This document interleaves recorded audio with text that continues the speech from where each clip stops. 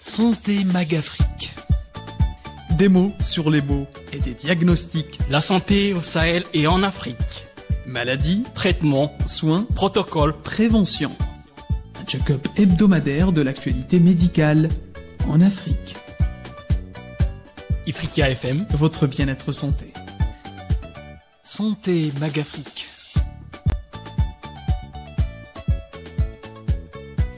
Bonjour l'Afrique, merci de nous rejoindre sur les ondes Ifriqiya FM pour ce nouveau numéro de Santé Magafrique. Ravi d'avoir avec moi le docteur Ilyes Ramouk, chef de service des maladies infectieuses. Bonjour docteur, comment ça va et comment va la santé?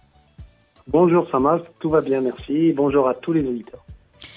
Merci. Aujourd'hui, alors, nous allons parler de l'ulcère gastro-duodénal. Petite introduction. L'ulcère gastro-duodénal est une pathologie digestive qui est en quelque sorte une plaie formée d'une érosion qui pénètre profondément dans la paroi du tube digestif. Dites-nous, docteur, davantage. Alors l'ulcère gastro-duodénal, qu'on appelle plus communément l'ulcère de l'estomac.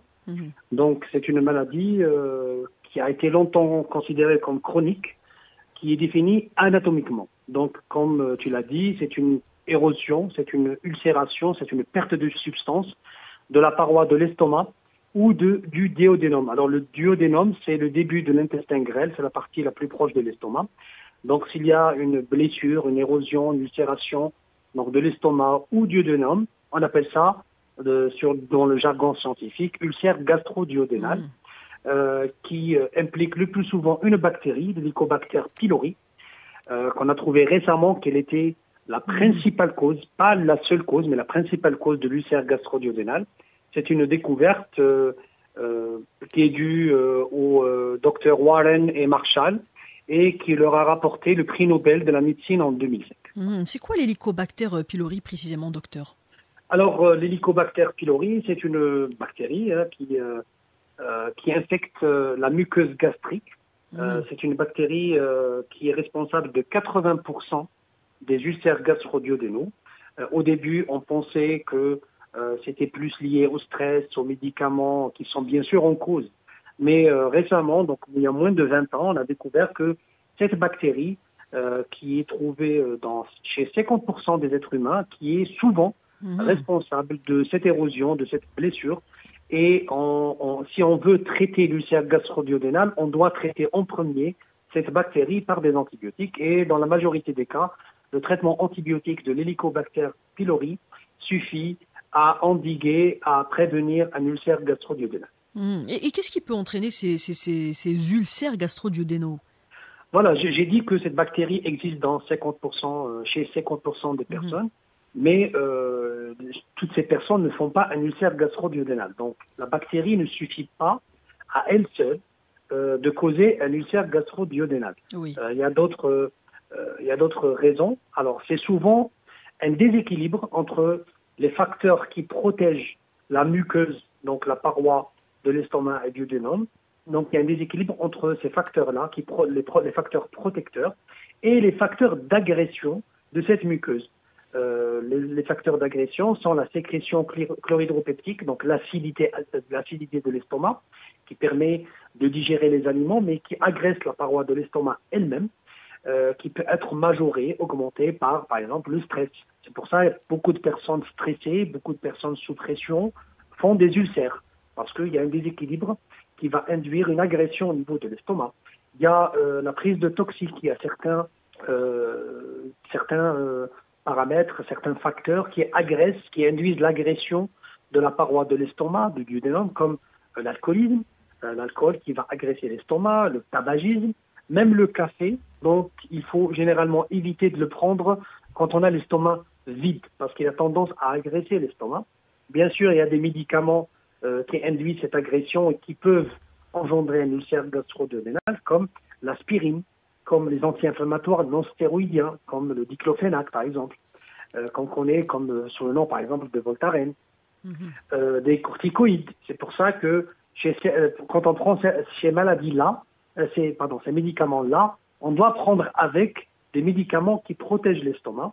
Donc ça, c'est parmi les facteurs de risque qui augmentent le risque d'avoir un ulcère gastro-duodénal, sans oublier, bien sûr, la bactérie, l'Helicobacter pylori, dont on doit rechercher, c'est-à-dire on fait un prélèvement, on doit rechercher la présence de cette bactérie et on doit la traiter, donc donner des antibiotiques. Donc ça, c'est grosso modo les facteurs de risque les plus fréquents, les plus importants, sans oublier qu'on peut avoir une maladie particulière qu'on appelle le Zollinger-Ellison.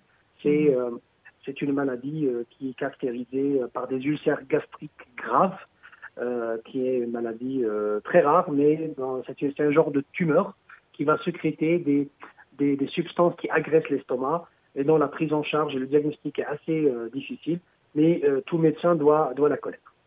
Mais comment on l'attrape cette bactérie? Parce qu'on aimerait mieux l'éviter, donc où est-ce qu'elle se trouve, où est-ce qu'elle se niche? Alors la majorité des cas, la bactérie, elle vient du milieu extérieur dès la naissance. Vous savez que à la naissance, l'estomac du bébé est stérile, il n'y a pas de bactéries. Mais dès qu'on commence à respirer, dès qu'on commence dans les premières secondes de la vie, dès qu'on commence à s'alimenter, donc on a beaucoup de bactéries qui vont être ingérées. Il y a des bactéries qui apportent beaucoup à l'organisme, qui ont des bienfaits, comme les probiotiques, par exemple, toutes les bactéries qui se situent au niveau de l'intestin, du gros intestin, qui vont aider à la digestion. Et il y a des bactéries qui sont nocives. L'Helicobacter pylori, chez certaines personnes, est présente dans leur estomac sans causer aucun problème. Mais malheureusement, il y a des personnes qui ont des prédispositions génétiques à avoir des ulcères. Et surtout si ces personnes-là fument ou prennent de l'alcool ou prennent des médicaments. Donc là, généralement, l'ulcère gastro-duodénal est dû à plusieurs paramètres en même temps. Donc il y a le paramètre aussi de la vie moderne qui est le stress, qui peut induire une hypertension artérielle, qui peut induire un ulcère gastro-duodénal. Donc voilà. Donc voici comment on fait un ulcère. Toute personne peut faire un ulcère à un moment de sa vie. Il faut juste avoir des règles hygiéno-diététiques. On va voir ça dans la prévention pour diminuer ce risque au maximum. Maintenant, l'Helicobacter pylori, on peut la traiter facilement par des antibiotiques pour vraiment diminuer soit la gravité, soit le risque d'un ulcère gastro-duodénal. On peut donc la transporter toute la vie, depuis l'enfance. Oui. Alors justement, l'Helicobacter pylori, docteur, d'un ulcère, mais comment est-ce qu'on se rend compte qu'on a un ulcère? Quels sont les symptômes ou les aspects qui peuvent nous dire que c'est bon, c'est un ulcère et c'est pas simplement un petit problème de digestion? Très bien. Alors pour les symptômes, ça peut être très variable. Ça peut être juste un petit inconfort au niveau de l'abdomen. C'est-à-dire, c'est même pas une douleur, hein, on est un peu mal à l'aise, on pense qu'on a le ventre ballonné ou une petite douleur comme ça, comme on peut avoir dans les complications de l'ulcère, et on va voir ça après, des douleurs très importantes, des hémorragies, un état de choc, etc. Mais généralement, quand on a l'ulcère, au début, on a ce qu'on appelle une épigastralgie. C'est quoi une épigastralgie? C'est une douleur sur la partie haute de l'abdomen. C'est juste sous les côtes. C'est juste sous la poitrine. Donc, c'est une douleur qui est très haute. C'est pas comme la douleur, par exemple, des calculs rénaux qu'on a généralement derrière c'est-à-dire au niveau du dos. Pour l'appendicite, on a une douleur qui est plus basse à droite. Là, on a généralement une épigastralgie. Donc, c'est une douleur qui est haute dans l'abdomen. C'est juste sous la cage thoracique. Qui a des caractéristiques particulières. Par exemple, elle apparaît 2 à 3 heures après le repas. Elle est soulagée par une prise alimentaire sur la personne qui a une douleur, et quand elle mange, la douleur diminue. C'est naturel parce que quand on a le ventre plein, quand on a l'estomac plein, donc il y a moins d'agression sur la paroi de l'estomac. Et surtout, on est soulagé par la prise d'aliments alcalins, comme les produits laitiers, donc le lait, le fromage, les yaourts. Et vous savez qu'il y a même des grands-mères qui disent que si tu as mal à l'estomac, il vaut mieux prendre du lait. Ça va donner une couche ça va protéger l'estomac. En fait, ça va pas protéger l'estomac, mais ça va diminuer l'acidité au niveau de l'estomac. Donc, ça va diminuer cette agression. C'est pour ça qu'on parle de faim douloureuse. Les personnes qui ont un ulcère, généralement, c'est quand ils ont le ventre vide qu'ils ont le plus mal. Ça, c'est le premier signe qui est le plus important. Parfois, on a des signes de crampes au niveau du haut de l'abdomen, donc au niveau de l'estomac. C'est des signes assez évocatrices de l'ulcère. Il y a le pyrosis, donc on a des sensations de brûlure au niveau de l'estomac ou un peu plus haut. Donc c'est une brûlure rétrosternale, derrière le sternum. On a tendance à avoir des acidités, donc une sensation de brûlure. Une dyspepsie, c'est-à-dire on n'arrive pas à bien digérer les aliments. On peut avoir des nausées ou des vomissements. Une anorexie, donc une perte d'appétit avec un amaigrissement. On peut avoir dans les formes un peu plus évoluées quand on a des hémorragies, parce que vu que c'est une blessure, c'est une perte de substance, donc on peut avoir des hémorragies. Donc soit avoir un méléna. Alors c'est quoi le méléna? C'est quand on a dans les selles une coloration noirâtre d'un sang qui est digéré. C'est contrairement aux rectorragies où c'est du sang rouge, c'est du sang frais. Le méléna, c'est du sang digéré, donc ça vient de plus haut, donc ça vient de l'estomac, et ça passe tout les intestins. Et on va éliminer ça d'une couleur noirâtre. Ça, c'est un signe d'hémorragie de l'estomac. Et parfois, dans les cas avancés, on peut avoir même une anémie qui est due à des hémorragies par blessure de l'estomac. Les signes cliniques, elles évoluent par période. Il y en a des périodes où on souffre beaucoup, il y en a des périodes où on n'a rien. Donc voici, grosso modo... Donc c'est un type de douleur qui va et qui revient, ou bien qui dure? Ça dépend des personnes. Il y a des personnes qui font une semaine à 2 semaines de douleur chaque jour, puis ils passent 2 semaines à 1 mois sans aucune douleur.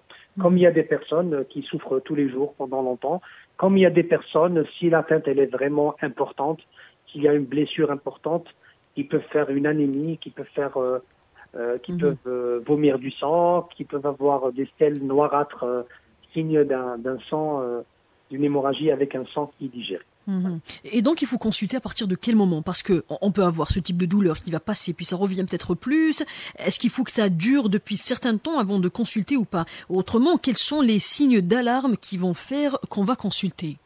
Alors, très bonne question. On va pas attendre les signes d'alarme parce que je vous ai dit que, et on va en parler un peu plus dans les complications, on peut avoir des complications très graves. C'est vrai que l'ulcère gastro-duodénal est une pathologie fréquente chez beaucoup de personnes et beaucoup vivent avec cette pathologie sans aucun problème, mais il y a des personnes qui peuvent en mourir. Il y a des complications graves, on va en parler après. Donc, on ne va pas attendre. Tout le monde peut avoir douleur à l'estomac. Tout le monde peut avoir des douleurs parce qu'on a trop mangé, parce que on a mal digéré, etc. Mais si une douleur persiste, si la douleur au niveau de l'abdomen, que ce soit à l'estomac ou ailleurs, elle persiste plusieurs jours, il faut consulter, même si la douleur elle n'est pas importante. Donc c'est la durée. Si on a très très mal, même si depuis hier ou aujourd'hui on a très très très mal à l'estomac, il faut consulter. Parce que tous les signes que j'ai donnés, même un médecin spécialiste en gastro-entérologie, il ne peut pas faire le diagnostic d'ulcère avec l'examen clinique. On peut avoir des suspicions par rapport au lieu de la douleur, mais ça peut être une appendicite, ça peut être une péritonite, ça peut être une pancréatite. Toutes ces pathologies que j'ai décrites peuvent donner des douleurs abdominales importantes et on ne peut pas faire le diagnostic, donc il faut consulter le plus tôt possible et éviter de prendre tel médicament parce que ça a marché avec le frère ou avec le voisin ou avec l'ami. Il faut consulter. Et le médecin, même si c'est un très bon médecin spécialiste, il ne peut pas faire le diagnostic d'ulcère gastro-duodénal avec l'examen clinique. Il doit faire des examens complémentaires. Donc, si tu permets, Samar, on va passer au diagnostic. Ça tombe bien. Le diagnostic, il ne se fait pas à l'examen clinique. Il se fait avec un examen qu'on appelle la fibroscopie œsogastro-duodénale ou avec les initiales FOGD. Fibroscopie œsogastro-duodénale, c'est quoi? C'est une caméra. Donc, c'est un tube avec une caméra qu'on introduit par la gorge et qui va passer par la gorge, donc le pharynx, l'œsophage, l'estomac. Il va même aller au niveau de l'intestin grêle. Et cette caméra, elle va visualiser, donc elle va montrer tout le tube digestif, donc haut, donc l'œsophage, l'estomac, le duodénum. Elle va, visualiser l'ulcère. Donc, le médecin, il va voir est-ce qu'il y a un ulcère ou pas. Et s'il y a l'ulcère, elle va déterminer la localisation de l'ulcère. Est-ce que c'est au niveau de l'estomac? Est-ce que c'est au niveau du duodénum? En sachant que on fait 10 fois plus d'ulcères au niveau de l'estomac qu'au niveau du duodénum. Je rappelle que le duodénum, c'est la partie débutante de l'intestin grêle qui est collée à l'estomac. Elle va voir si cet ulcère est unique, donc isolé, ou bien il y a plusieurs ulcères. Est-ce que c'est un ulcère qui est vraiment grave ou c'est juste un ulcère superficiel? Il va même faire des biopsies, donc il va avec la caméra et en introduisant c'est comme des petites des petits ciseaux pour prendre un petit morceau, donc on faire une biopsie pour vérifier qu'il n'y a pas de cancer, parce que il peut s'agir d'emblée d'un cancer de l'estomac ou du duodénum, ou une complication, si on ne traite pas l'ulcère, ça peut donner des cancers. Donc vous voyez que c'est un examen qui est très important, qui va faire le diagnostic positif, le diagnostic de localisation, si l'ulcère est isolé ou multiple, s'il est superficiel ou profond, il va faire des biopsies pour chercher un cancer. Et voilà, donc c'est l'examen de référence, c'est celui qui va faire le diagnostic de l'ulcère gastro-duodénal. Je rappelle, c'est la fibroscopie œsogastro-duodénale, et c'est un examen qui est fait uniquement par des médecins spécialistes en gastro-entérologie. Et qu'en est-il des complications, docteur Jean? J'ai lu que la complication la plus fréquente des ulcères gastro-duodénaux est le saignement. Comment ça se présente? Oui, alors il y a des personnes qui vivent avec un ulcère toute leur vie sans aucun problème.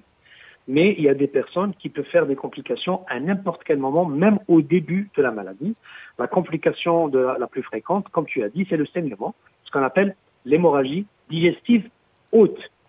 Parce que l'estomac et le duodénum font partie de l'appareil digestif. C'est pas comme le gros intestin, comme le rectum, qui font partie de l'appareil bas. C'est pour ça que quand on a un saignement de l'appareil bas, on a tendance à avoir, par exemple, dans les selles, du sang rouge, du sang qui est évident. Quand on a une hémorragie digestive haute, donc de l'estomac, du duodénum, comme dans notre cas, on a généralement ce qu'on appelle un méléna. Donc on a des selles qui sont colorées en noir ou bien avec des parties noires. Ça veut dire que c'est du sang qui vient de l'estomac, qui a passé tout le gros intestin, qui a été digéré, d'où sa coloration noirâtre.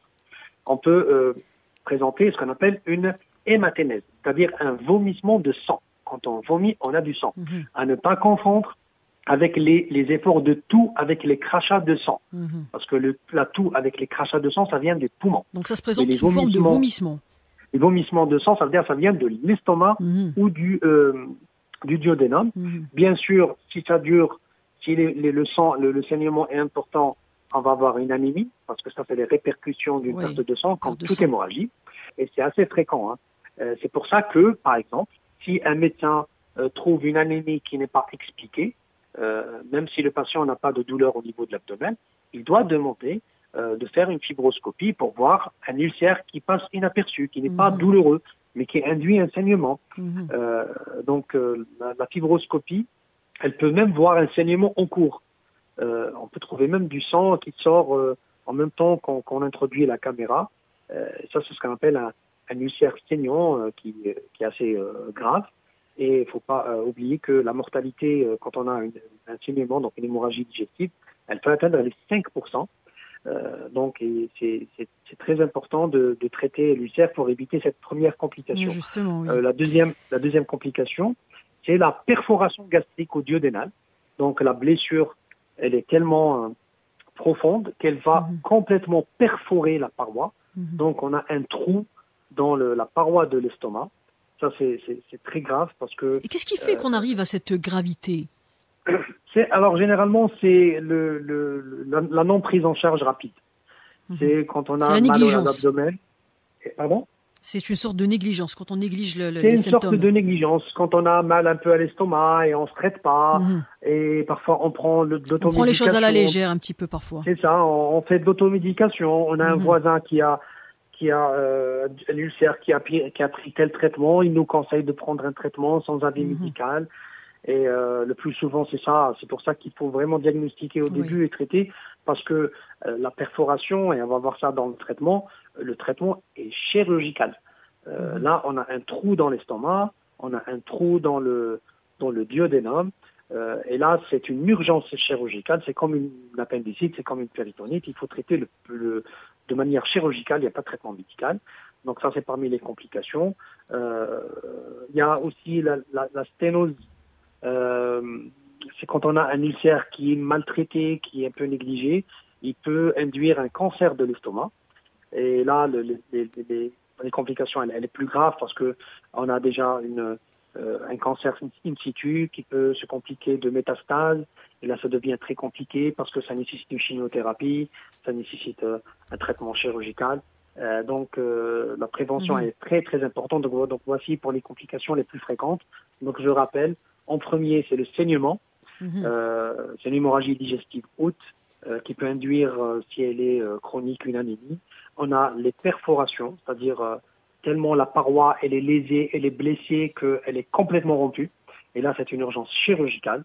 Et puis aussi le cancer digestif, donc cancer de l'estomac ou cancer du duodénum. Et ça devient très très grave. Donc voici grosso modo les complications les plus importantes. Donc les symptômes les plus simples ne sont pas généralement remarquables. Oui, faut pas faire. Il n'y a pas de corrélation entre le degré des symptômes et la gravité. On peut avoir très très mal à l'estomac et quand on fait la fibroscopie, on trouve un petit ulcère ou un ulcère qui n'est pas très grave et on peut voir juste une petite douleur. Et quand on fait une fibroscopie, on trouve un ulcère très important, très grave. Donc il ne faut pas se dire, j'ai pas beaucoup mal, je vais pas faire la fibroscopie. C'est un peu dérangeant comme examen. Non, il faut faire une fibroscopie parce que, comme je l'ai dit, ça va faire le diagnostic, mais aussi le diagnostic de gravité. Et le traitement, donc, c'est quoi, docteur? Que prescrivez-vous à une personne atteinte? Alors, actuellement, 90% des malades qui ont un ulcère gastro-duodénal guérissent et ne gardent aucune séquelle grâce à un traitement médicamenteux de quelques semaines à base donc d'antihistaminiques, aussi des inhibiteurs de pompe à protons, donc c'est ce qu'on appelle communément les antiacides, et aussi le traitement de l'Helicobacter pylori qui est un traitement antibiotique. Donc la cicatrisation de l'ulcère, elle est obtenue rapidement, mais aussi au bout de quelques jours, à quelques semaines, on commence déjà à se sentir mieux. Et quand on fait un contrôle, parce qu'on doit faire un contrôle par fibroscopie, donc pour voir la guérison, et on va voir qu'il y a une cicatrisation, bien sûr avec des mesures hygiéno-diététiques, l'arrêt du tabac, le sevrage d'alcool, éviter de prendre du café sur un ventre vide pour ne pas agresser, éviter de prendre des anti-inflammatoires sans avis du médecin, surtout les anti-inflammatoires, les corticoïdes, etc. Donc ça c'est pour le traitement qui est très efficace, surtout au début. Maintenant, il y a les complications. Je vous ai dit, une perforation d'ulcère, on va tenter un traitement médicamenteux, mais généralement, c'est un traitement chirurgical. Et les hémorragies, on peut faire un traitement par la fibroscopie. Donc, on fait ce qu'on appelle une cautérisation, parce que c'est une artère qui saigne. Donc, on va essayer de stopper le saignement. Mais parfois, ça va vers la chirurgie.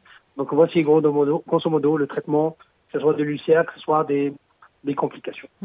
Donc, dernière question, docteur, comment prévenir? Parce qu'on aimerait évidemment pas l'attraper. Comment éviter toutes sortes de risques?